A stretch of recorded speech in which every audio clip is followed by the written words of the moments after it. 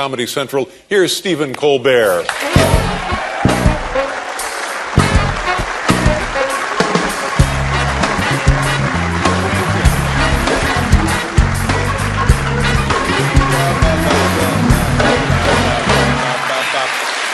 Welcome to the program. Thank you very much for having me. Tell me, as soon as you take your complimentary beverage there. This could take a while. Tell me about...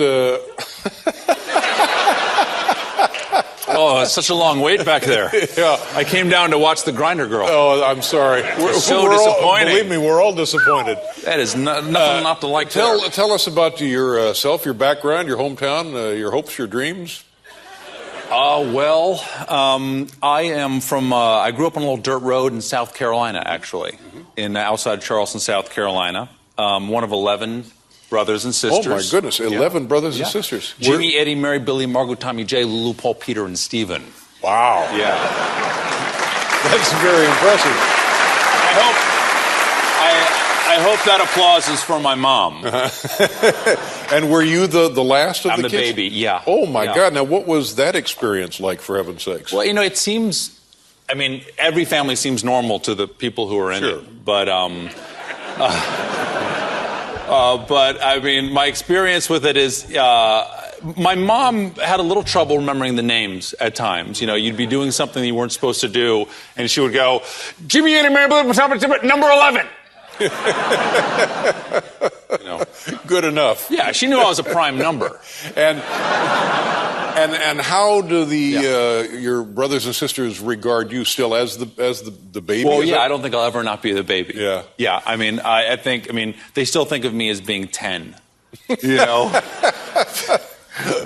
like, he's driving now. Did you notice that Stephen is shaving? They're like, well, yeah, I'm married and I have 3 children. And they're like, he's so precocious. Would you like some candy? Now, earlier this summer you took a pretty impressive sailing trip. You left from... my hometown, Charleston, South Carolina. Now, are you a sailor? No, I'm not a sailor. Well, how would a thing like that happen, for heaven's sakes? It took a week to get there, and my wife said I could go. And my rule is, your wife says you can go away for a week, you go. Whatever. Even if it's life-threatening. How large was the ship? It was a 45-foot boat. All right. It was a double-masted wishbone ketch, Dave. I don't know what that means, but they kept on telling me if anybody asks, it's a double-masted wishbone catch. Yeah. And other than get in the way, since you don't sail, what did you do on the boat? Well, I was integral to the trip. I was the chaplain. Chaplain, yeah. And I was the cook, and I was the morale officer. And those all came together during grace. Mm-hmm. Yeah. Did you have trouble with seasickness? No. We found the rum pretty early. It was supposed to be a dry cruise, but everybody, thought of their locker as the exception. And it was actually a race from Charleston. Oh, absolutely, very serious. Charleston, South Carolina to Bermuda, over 1,000 miles of open ocean yeah. through the Bermuda Triangle. Yeah. In any trouble? We lost our power, our communication. We lost our toilets. We lost our sails at one point, and it was a wonderful experience. Yeah. And where did you come in the race? Dead last. Dead last. Yeah. But as I said, we thank you. But it's really the doing of it that's the significant part, the accomplishment. It's spending time with your buddies. Yeah. And would you consider doing it again? Oh, sure. I wouldn't. It took 7 days. I wouldn't do 8 days. Next time. I think we reached the limit of just how close we could get. When you lose your toilets on day 2 and you have 5 more days together, that's crusty seamanship. And but then the great thing is once you get to Bermuda, well then. Oh yeah, you get there at 10:30 on Saturday night and you leave at 11 a.m. on Sunday morning. Because you thought you were getting there Wednesday. I see. One more day, and I think we would have gone cannibal. How many boats in the race? 20, I think. Dead last out of 20. Dead last out of 20, yeah. So the lead boat, the lead boat beat us by 4 days. Well, yeah. But I got great footage of me at sea in the full gear, and I brought it home to my wife, and she's like, "You're so manly, you know? Look what Daddy did." Something to show your older brothers and sisters. Exactly. Yeah. Oh, can I say happy birthday to my brother Jim? Sure. Okay, he's my eldest brother, and he's 95. And they're letting him stay up tonight, and they gave him pudding or something like that. Because, That's very nice. Happy birthday, Jim. There go you to bed. Jim. Take care of yourself, buddy. It was actually last night. And you know a friend of ours, Amy Sedaris. Oh, yeah. I know Amy very well. I've known Amy since before she had imaginary boyfriends. Yeah. Whenever she's on the show, she talks about, I think it's Ricky. Maybe Ricky, her imaginary boyfriend. I knew her when she had flesh and blood boyfriends. But I really think imaginary boyfriends are a better fit. You know? Yeah, I can see that. They get her, you know?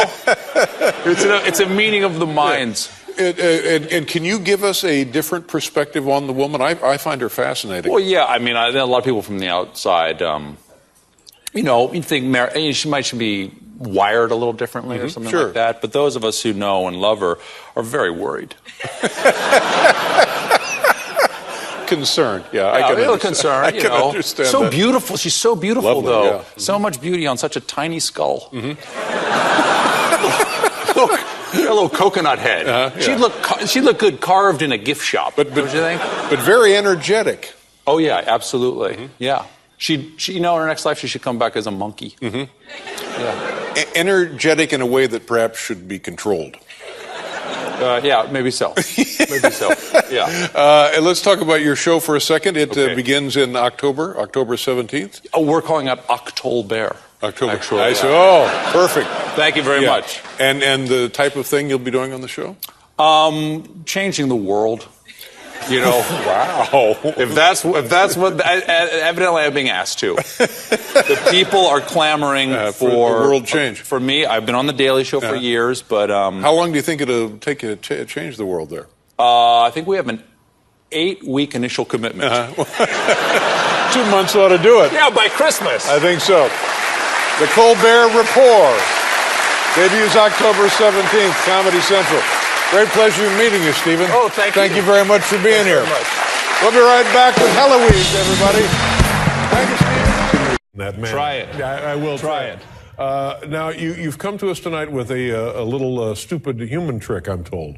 Yeah, I've actually had this skill since I was young, and I've never done it on TV. I've always wanted to come on your show and do it. Okay, this is Well, what is it going to be now? Oh, it's a trick I do with my ear. I fold my ear inside out. Right. Which is not the trick. Right. And then the trick comes after that. Okay. The trick is a result of an operation I had when I was younger. What was the operation? Oh, I had something wrong with inside my ear, and so they scooped it all out with a melon baller. Yeah. This is just a prop. Doesn't work at all. So there's parts missing? It's all gone. Nothing in here. Really? Hello. Absolutely. So watch it. This is the... Okay, here we go. Should I do it now? Yes. Okay. There we go. This is not the trick. Not the trick. This is not the trick.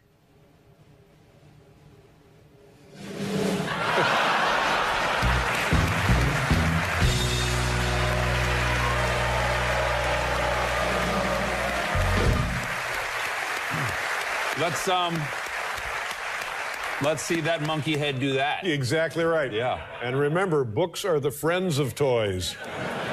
Well, I hope you have a lovely holiday season. Oh, you too. Thank you. And I hope everything is good at home, despite what you're telling us. It's fantastic. And continued success with your show. Well, thank you. Thank you, Stephen. Nice to see you again.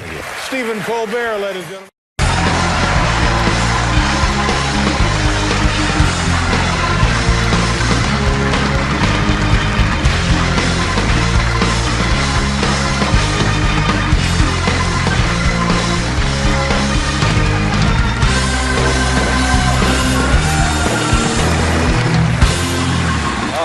Nice to see you.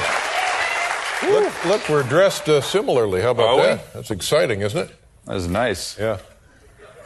Oh, that is good. Did you ever do this trick to give you the nice shoulders? Oh, I didn't know that trick. Oh, yeah. What do you do? You'll learn it eventually. You,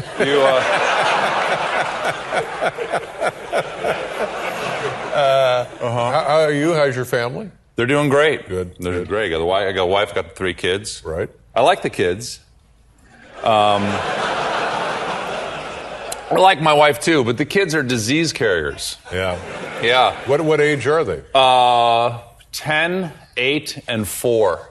Yeah. And we're just, we're on the big family vacation, started Friday. 15-hour drive from here to South Carolina, where I'm from. Ooh, boy. We get all the kids in the car, loaded up, the dog in the way back. We got the rocket box on top with, we threaten the kids to put them in the rocket box if they're quiet. And 1 hour away from home, my youngest starts throwing up. Oh, no. Sorry Yeah. to hear that. Yeah. That's parenthood. Yeah. Right there. Exactly. Before you get married, you think that being married is making love on a mountaintop in a thunderstorm. It's passion. Yeah. But then you find out it's your son throwing up on you for 15 hours. And then, of course, it kind of works its way through the family. Is that how it goes? I'm the last to go. It's gone my wife, then it went through Madeline, then Peter, and then John. And I could pop at any minute. How long? I'm feeling a little flirpy. You got a trash can or something back there? We don't. And You I'm don't? sorry you're feeling flirpy. But how long would it last once you're stricken? 24 hours. 24 hours. So 24 hours, yeah. Yeah. 24 hours. So the next day, we called it. We called it that day. Like, we're not going to do this. So the next day, 24 hours later, we're fine. 5 minutes into the next car ride, boom, off he goes again. Oh, my goodness. Maybe you and I should work out some sort of signal so I could tell you if I'm about to go. Yeah, that's not a bad Something idea. subtle. Yeah. Like if I do this in the middle of the interview, if I start going, Yeah, that's fine. All right. That'll be good. Many guests do that who are not sick. Was it about a month ago or so you were at the White House Correspondents' Dinner? Now, what an honor. that was a great night. It was a real honor. It's the press corps, the White House press corps, is that what Everybody it in is? the White House press corps, everybody was anybody in Washington and President Bush. And the idea is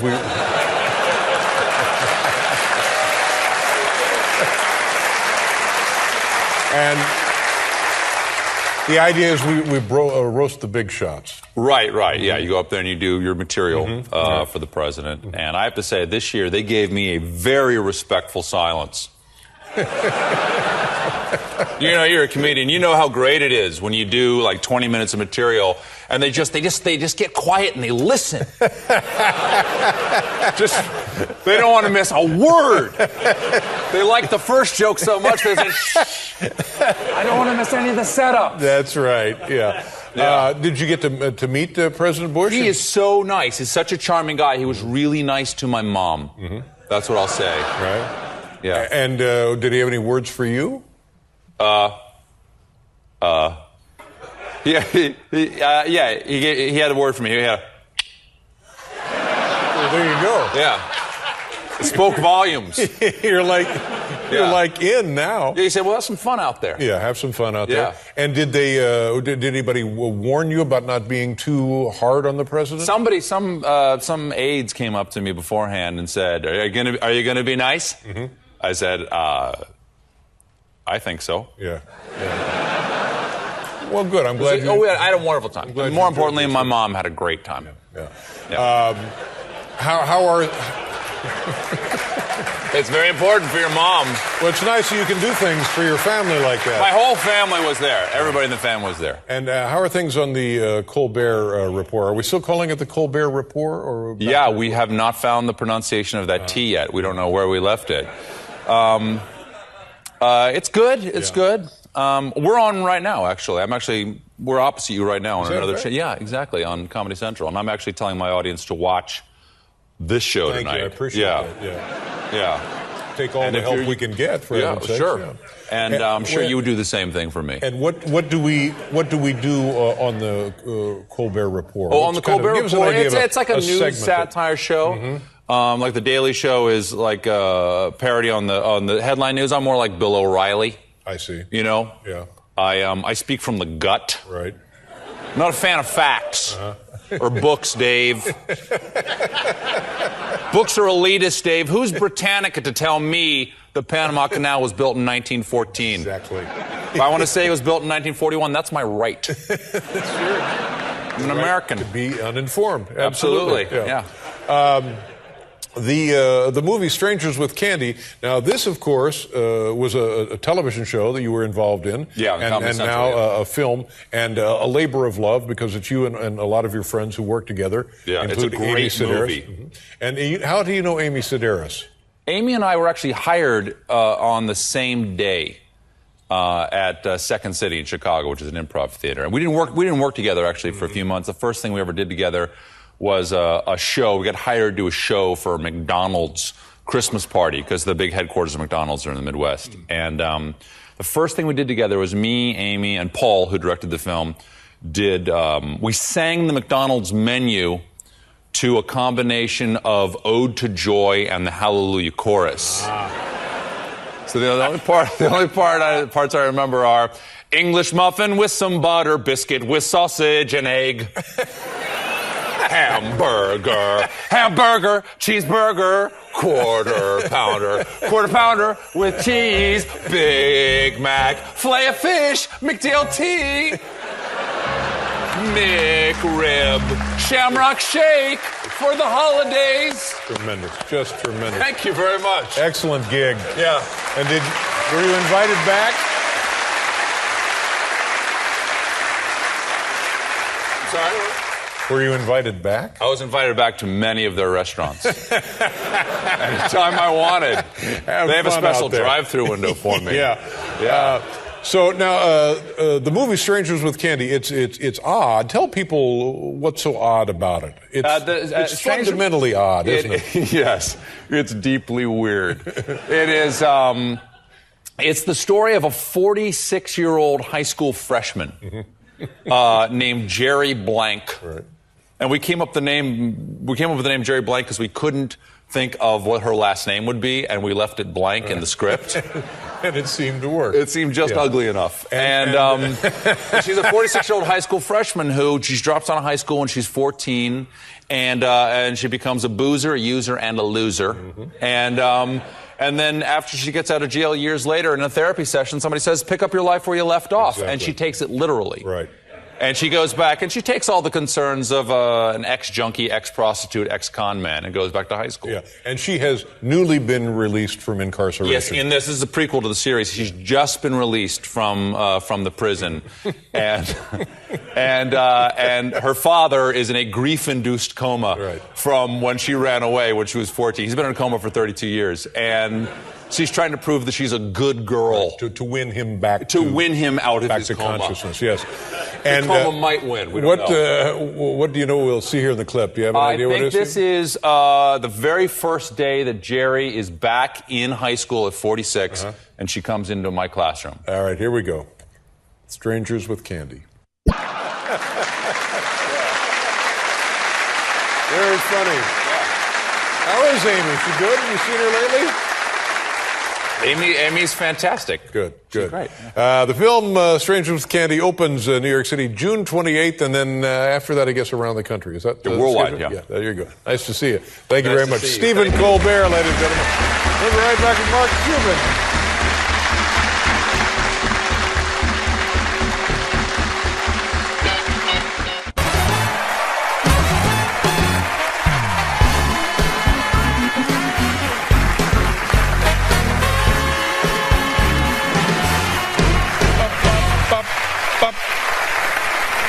Welcome back to the show. It's a pleasure to be here. Now, do I have the information to have it correctly? March to Keep Fear Alive. That'll be the end of this month. What is the march? What's the? First of all, do you have a permit? I do not. I didn't know you had to have one. Well, I thought it was like, no, this land is your land. This land is my land. Right. I want to hold a rally anywhere I want to. Okay. But now, as I understand it, there may be some logistical problems that weekend. Do you know what I'm talking about? But Jon Stewart is having a rally the same day. Right. And the Marine Corps Marathon, is that the same weekend? Yeah, the Marine Corps Marathon is the next day, and they have all the porta potties. Oh. And they announced today that they're going to padlock them so my fans can't use them. Really? Yes. Oh, buddy, you're in trouble. Yeah, evidently, if I join the Marines, they'll open them up again. When people come down there to help keep fear, and by the way, what's the point of keeping fear alive? Fear is useful. Well, first of all, I'm doing my rally to try to stop Jon Stewart from succeeding with his rally. I see. Which is the rally to restore sanity, which I think is crazy. You can't. How do you get together? How do you rally? How do you rally for moderation? Exactly. You know, people are going to get together and not raise their voices? No, I think you have an excellent point. Thank you. Yeah. You're one of a select few who do. Yes. Now, when people come down by the thousands, the truckload, some of them are being choppered in. What would one expect when they show up at the rally? I'd like everybody to come. They can participate in the rally right away by wearing costumes. It is Halloween weekend. And so I want people to come in costumes as the thing I have told them to fear. You know, immigrants being one of them. Big thing to fear right now in the election year. And I don't mean just like people coming over the southern border. I mean, any Canadians? I know Paul. Paul? Certainly fearsome, yeah. You used to be or are still Canadian? Fear me. I am still Canadian and I am an American. Dual citizenship. How terrifying would it be to see 100,000 people looking like that? Hey. Oh, I suppose you do have a point. 100,000. Oh, that's just people looking like that. I see in the mid billions for my rally. No, really. What are the? Now, first of all, I didn't realize it was Thanksgiving. Halloween. I didn't know it was Halloween weekend. You got the marathon. You got Halloween. You got your rally. You've got Jon Stewart's rally. It seems like everything is working against you here.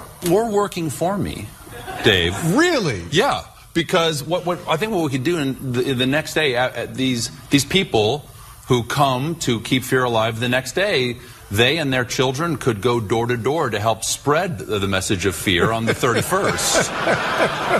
Now, will you... And purposely threaten people with tricks if they're not given some sort of sugary treat. Sugary treats. And it could catch on. It could happen every year after that. Now, will you be making an appearance at the Jon Stewart function? I might try to disrupt Jon Stewart's function. Right. No, he might. I might just... if I can't find a place to do my rally, because I know he's chosen the mall between the Washington Monument and the Capitol. Yeah. And that's kind of where I wanted. Did he get a permit? I didn't. He got one. I didn't get one. Oh, you didn't get one? No. Well, he's a teacher's pet, of course. I might do what you do in college. If you've got like a roommate you don't like, you just build a loft over their side of the room. I might just build an 8-foot loft over the entire mall and have my rally on top. Wow. Well,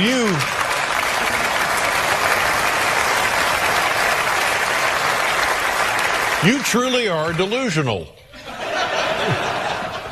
Yes. Now, speaking of Washington, you'll be making a return trip down there. You testified. What was the committee you testified in front of? I testified before, I'm going to get this right, the House Subcommittee on Immigration and Naturalization. I think that's what it was. No. Can anybody with a TV show go down and testify? Evidently, because I had very little other qualifications. Right. I was invited by Congresswoman Zoe Lofgren. From California? California, exactly. Do you know this woman? I met her. I met her working the fields. Where did you guys work the fields? In upstate New York. I picked beans and I packed corn for almost a day. Before I was asked to leave. Now, by the way, how did that happen? I was invited by the United Farm Workers Union. They had a program called Take Our Jobs, Please, to say that there are a lot of unemployed Americans, it's a terrible time in the economy. Yeah. There's always some good farm jobs. There aren't enough farm workers. Come take our jobs. And I think I was, of the 3 million people who inquired, I think I was the 4th person to say yes. So you spent the day doing the job. Doing that. And they asked me, based on my vast experience of almost a day working in the fields, would I testify? Right. Now, I've never testified in front of is it a committee or a subcommittee? It's a subcommittee. I was called to testify before. So what's the difference between a committee and a subcommittee? I think the committee has better bathrooms. And they like the executive washrooms. I don't know. I think don't you're really right. know how it works. No, I think that's something Jefferson put in place. If you ever get a chance to testify, absolutely say yes. Oh, I don't think so. It's much better to go voluntarily than when. Well, yes, I don't want any subpoena activity, but it must have been terribly intimidating, wasn't it? Well, here's the thing, and I've probably seen this on TV. You're in a low chair over here with your little table and your glass of water. Well, here, and Stephen, we have this photo right there. Yeah. I was when I saw what it looked like in that room, I was completely ready to tell them I'm on steroids. See, that's what it must be intimidating. Yeah, it really is.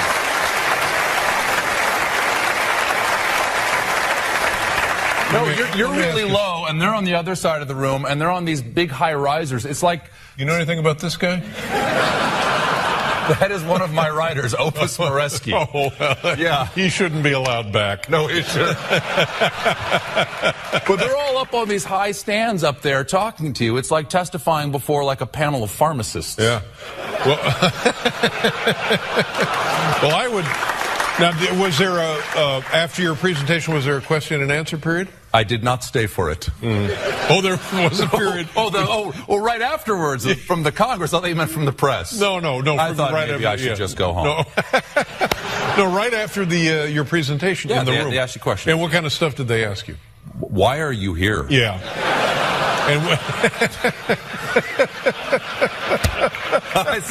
I essentially said, ask her. Yeah. Because Right. Now, have you heard from the Congresswoman? Not so much.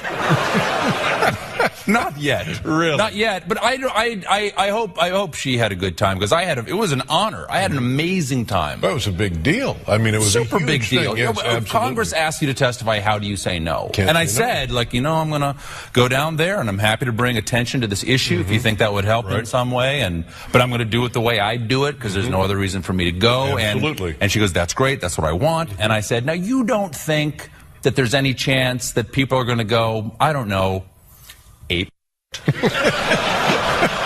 And she goes, no, absolutely not. And I went, well, you know. Yeah, she would know. You know I room. don't know. Yeah. I said, well, then yeah, I would be honored to go. Right.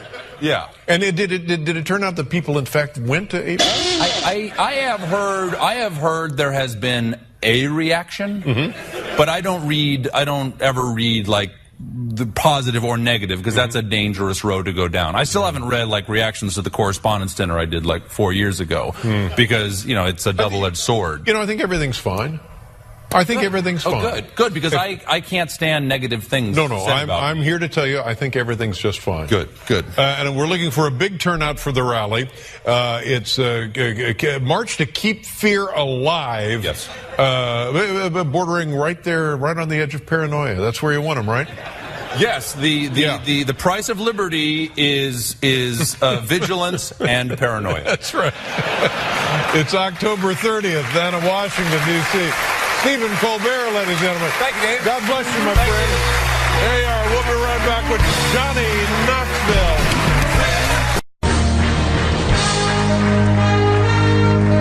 Hello, Governor. Nice to see you. Hello, Governor. Yes, hello. Spare a tuppence for a poor London I have man. a tuppence for you. Yes, I do. I lost my job at the pudding factory. That's right. And my ma's got the rickets. I need some black pudding and a pickled kidney. Okay, we'll take care of all of that. Yeah? Yeah. Dave, it's actually me. Oh, I had no idea. Stephen Colbert. Yeah. Let me guess, community theater? Yes, it's my Christmas special. Stephen Colbert ruins your holidays. Do you think Ian McKellen got down here a little early? Did you, Dave? No, I wasn't sure. But now you and Ian McKellen have something in common. Yeah, we're both in The Hobbit. No, you're not. Yeah, we are. We're both in The Hobbit. No, I know I'm kind of the breakout star of The Hobbit, Dave. I don't want to tell anybody where I am, but I'm in it. I'm in this next one coming up. And you can prove it? Check IMDb. I'm in there. It says Stephen Colbert is in the movie. And if it's on the internet, Dave, it's true. What? Well, you're right about that. Thank you very much. What part and how? Evidently, I and my wife and my 2 boys were invited down to New Zealand to play around with the folks in The Hobbit by Peter Jackson. We went down there, and we're in a scene in Lake Town. I don't want to say like where in the movie. I'd say it's kind of a Where's Waldo? Okay, a little bit of Where's Waldo. But I was hoping I was going to be an elf because I already have one pointed ear. Really? I've never noticed. Yeah, that. look at this. Well, once I show you this, you can never unsee it. Look at that. Just look right over there. See? See one right there? Oh, darn. Yeah. It's a bit of an anomaly, isn't it? Yeah.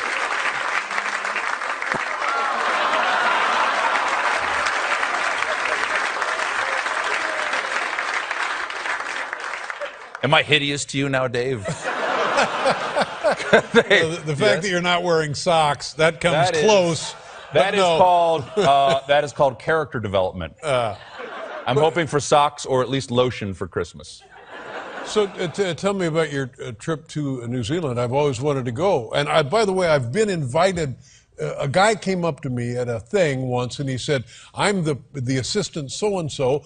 Please come to New Zealand. We'll take care of everything. That sounds really shady. Well, hey, a guy came up to me and said, I'm an assistant someplace. Yeah, right. Come to this place and bring no one with you. No, he said, bring your wallet and wear something loose. Bring your family. We'll do everything. And I said, great. Because you've got to go. Well, I it never is heard possibly back. Next to America, the greatest country on earth. I would love to see New Zealand. It is the size of New Zealand together is the size of like the island of England, with Scotland and Wales there, but there are only 4 million people on it. Right. There's 6 million New Zealanders, but 2 million of them are off the island at any one point. And geographically, topographically, a wonderland. They've got everything in the world. They've got mountains. They've got valleys. The land is so raw. Volcanoes. You feel like when you go, there's a deep feeling that if I moved here, if I just stayed, I would be a man. It feels very raw. Yeah. Everyone flies helicopters because there are no roads. Really? Yes. And for like a high school job, instead of like bagging groceries, young men jump out of helicopters onto running deer and wrestle them to the ground. That's a true story. That's not a true story. It is a true story. That's not a true story. I was told that multiple times by different people in New Zealand. That's not a true story. Then That's like celery. That's like a piece of celery. Christmas is coming. Okay, the goose is getting fat. Now, please to put a penny in an old man's hat. That's good. So, what did your kids do when they were there in New Zealand? New Zealand is the adventure capital of the world. You can do it. We went paragliding off of mountains. Oh my God, was that great? It was fantastic. It happens too quickly for you to be terrified. But my 9-year-old went bungee jumping, which is, of course, illegal for a 9-year-old to do. But no, who makes the decision? Not his mother. Yeah.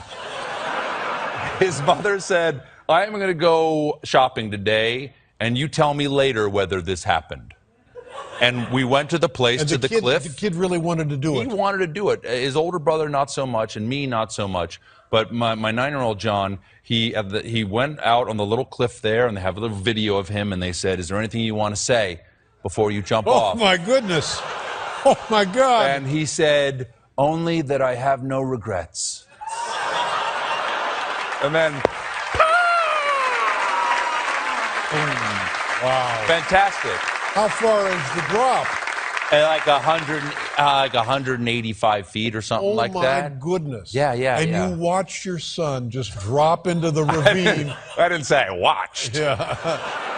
I paid for him to have the chance to terrify me. What was it like for him? Did he love it? He loved it. He loved it. It was pure joy for him. So this is the path he is now. He is a dangerous child. Whoa, He's a dangerous child. That's pretty good. Yeah, yeah. Pretty cool. My older son, he like rock climbs, so like will climb mountains, but then he won't jump off the top. He's like, I'll hang 300 feet off, but I'll cling like a spider. So he's serious about climbing mountains then. He climbs all the time. Yeah. Well, good for you. This is a fantastic family. Yeah, I'm trying to make up for my adolescent bookishness with my children's adventure. Well, I know that you lead a pretty adventurous life on your own with your sailing activities and all of that. Sure. And it took a lot of courage to come out here like this. All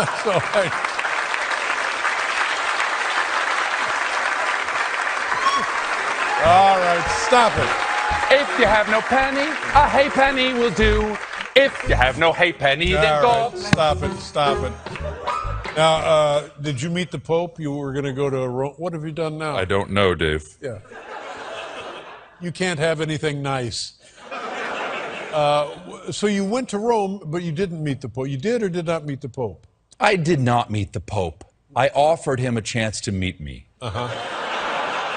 This is the new Pope? The new Pope, Pope Francis, and I know everybody likes him, and I'm a Catholic, and I teach Sunday school upon occasion, so I got to watch my P's and Q's, but I don't like him. You don't like the new Pope? I don't like the new Pope. Because he wouldn't meet you. Well, that and he's not as doctrinaire as I would hope. He's not into judgment, that sort of thing.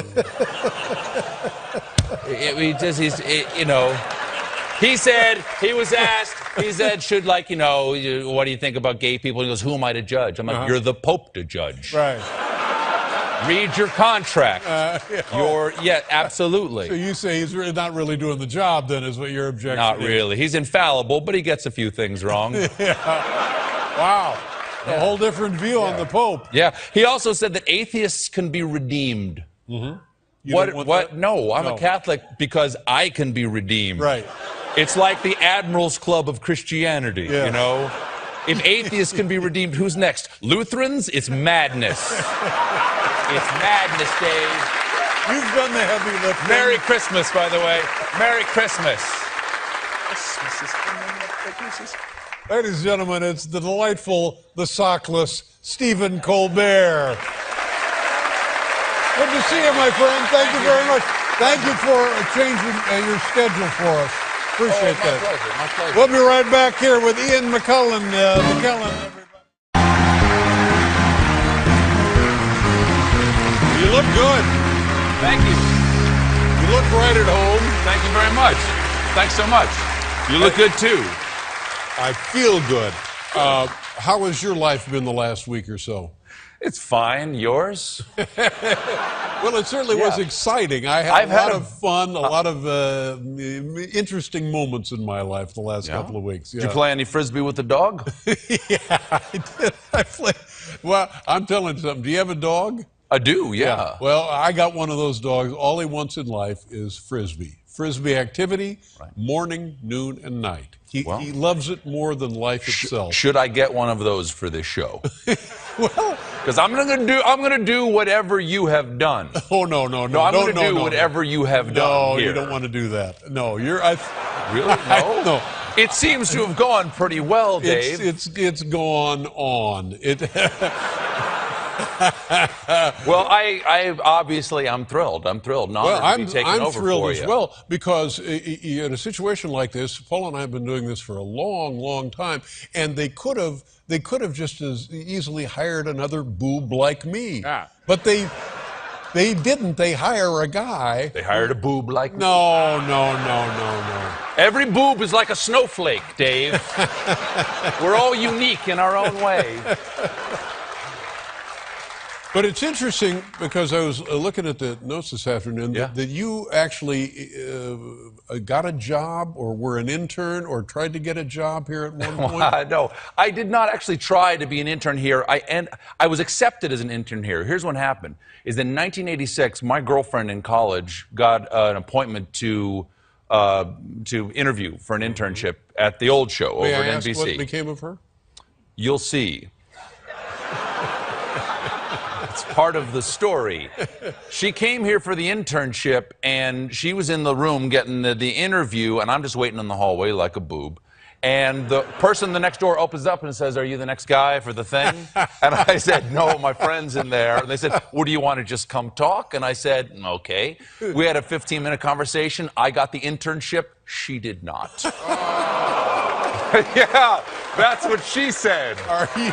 And the relationship did not last. Oh, my. Yeah, and then I did the foolish thing. I did not take the internship. And why was that? Because you did not pay people. It doesn't sound foolish It's to an me. expensive city. Yeah. It's an expensive. Dave, I got to ask, the next job I'm taking here, that pays, right? This one, I have nothing to do with that. because I already signed. But you get the valuable college credit. You could have had that. Good. Good, yeah. We'll be right back, ladies and gentlemen, with Stephen Colbert.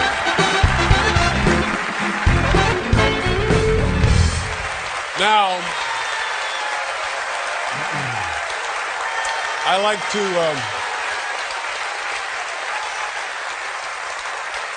Yes, sir.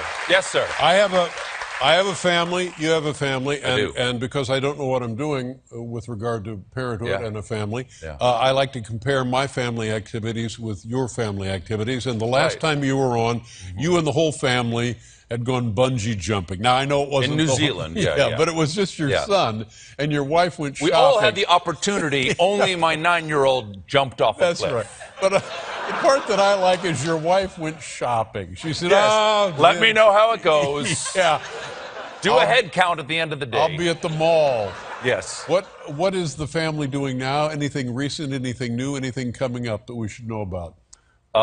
They're getting ready for me to hang around too much, because I've got my show for the rest of the year, and then there's, I don't know, when are you leaving? I don't know. I should have asked.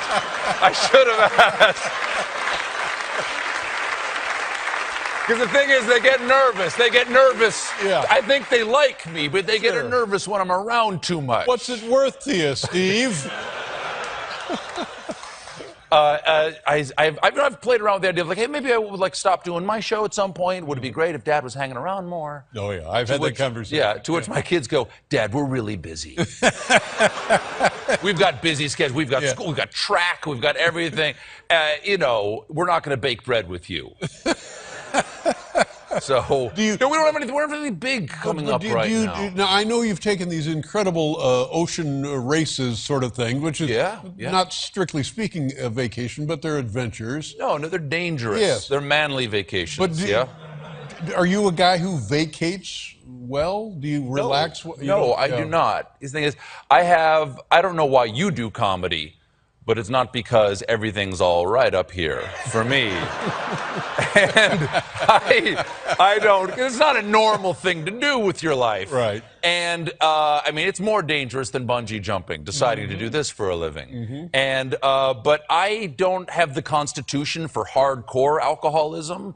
And so I have to tell jokes all the time, Right. or I go a little insane. Have you I had tried- last week off, and it didn't go well. Have you tried the alcoholism at all? Have you I given get it a sleepy. You I get get a sleepy. little sleepy and doze right off. If I had more muscle mass or something like that, I might be able to process the Now, vodka. I remember Yeah. a few years ago, you Yeah. actually were physically injured doing your show. You busted a wrist or something. I broke my wrist. What was that exactly? I was coming out. I was tired. It was after a long run, and I had brand new shoes. I have rubber on the bottom of my shoes now. I used to have nice leather bottoms to my shoes because I came out and ran around slapping the audience's hands before the show started, getting all excited, get everybody all jacked up. And, hey, it's showtime. Dad's here. We don't do that. I don't do that here. You don't jack people I don't up? do that, no. Should I not? It's all yours. Should I stop? No.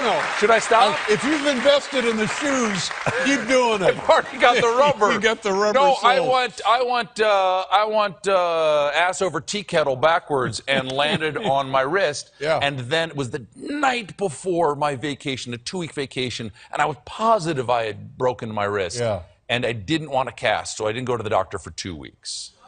And then finally got a cast. Didn't work out well. So you walked around on vacation with the family with a busted wrist. I built a boat with a busted wrist. I've showed you pictures of the boat I built. I built that with a broken wrist, because that's what I bring to comedy. I bring grit. I mean, honest to God. Stick-to-itiveness.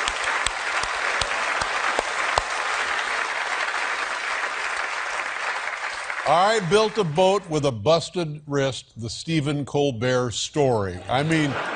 Soon to be on Broadway. No. Times bestseller. Wrist. Yeah. Do you have your phone ready to go? Oh, hell yeah, at all times. You and me, of course. Sure. Can we do a selfie? Is this still what people do? No, this is actually very retro now. Can we do one? I would love Good. to do it. Right? Okay.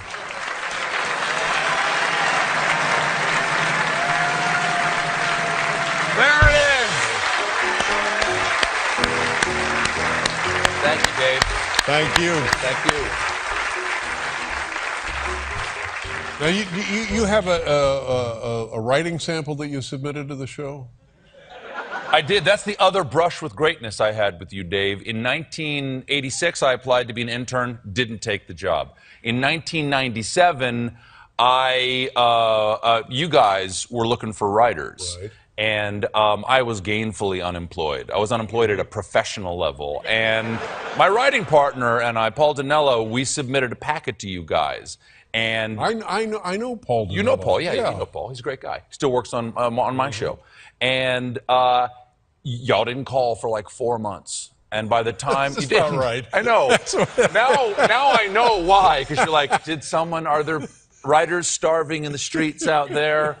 And when you finally called, we had already been picked up for Strangers with Candy, the series. That's right. You're doing your own thing. Yeah. So when you called to come meet us, because we heard. We like you. We want to meet you. We couldn't take the job. Right, so let's hear what you have.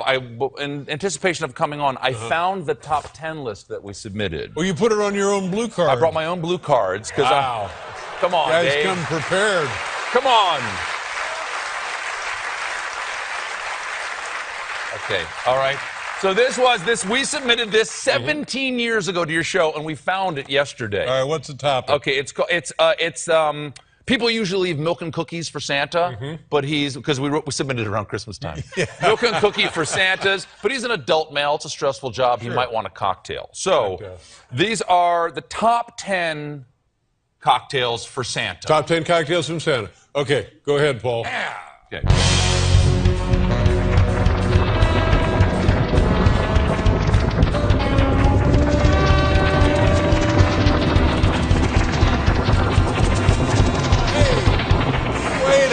Wait, he didn't get that yet. What? I'll never get it. What are you talking about? Never get it He yet. doesn't have the job yet. What are you doing over there? Good heavens. Don't let the door hit you in the ass. Thanks a lot, Dave. Make him feel at home. Okay, this is top 10 cocktails for Santa. Anton, you can get in on this. Oh, all right. All right. Top 10 cocktails for Santa. Okay, number 10, the Rusty Blitzen. It's 1 ounce of scotch, 1 ounce of Drambuie, twist of venison. Twist of venison. Number 9, Mama said nog you out. 3 fingers of eggnog, 1 finger of ether. Parumpa Pump Rum, open can of fruit cocktail, add 2 ounces of rum, enjoy responsibly. Vodka Giblet, 1 part vodka, any part turkey organ. I don't think you would have hired me at this point. Again, 17 years ago. Number 6, Scrooge Driver, grain alcohol, and regret. That's all right. I like that. Number 5, no room at the gin. Chill martini glass filled with gin until there is no room for anything else. Number 4, on Comet, on Cupid, on Dasher wine spritzer. Number 3, king of the juice. any available juice, any available liquor, wedge of matzah. Number 2, Jack Frost, equal parts Jack Daniels and Snow, seasonal. And the number 1 cocktail for Santa, Silent Night Train.